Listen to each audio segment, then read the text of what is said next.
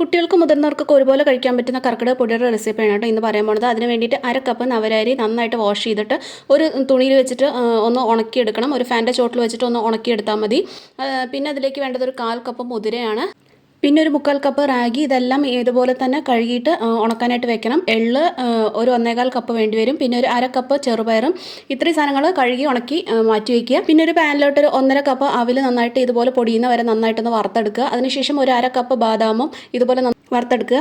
പിന്നെ ഇതിലേക്ക് ഒരു 1/4 കപ്പ് കാഷ്യൂനട്ടും വറുത്തെടുക്കുക. അതിനുശേഷം നിലക്കടലയും നല്ലപോലെ വറുത്തെടുക്കുക.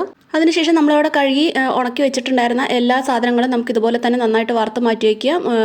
ഞവരരി, എള്ള്, മുതിര, റാഗി എല്ലാം ഇതുപോലെ നന്നായിട്ട് വറുത്തിട്ട് മാറ്റി വയ്ക്കുക. ഇതെങ്ങനെയാണ് വറുത്തെടുക്കേണ്ടതെന്നുള്ള ഡീറ്റെയിൽ റെസിപ്പി നമ്മുടെ ചാനലിലുണ്ട്.